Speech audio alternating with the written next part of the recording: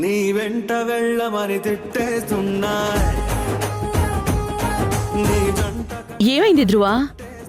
అమ్మా చెప్పు. ఇష్టమని నవ్వేస్తున్నాయి,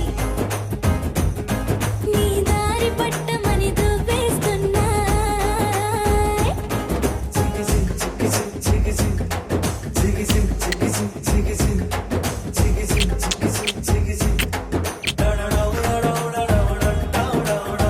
గోడచాటుని దొంగ చూపులు అసలు నీకేమైందిరా?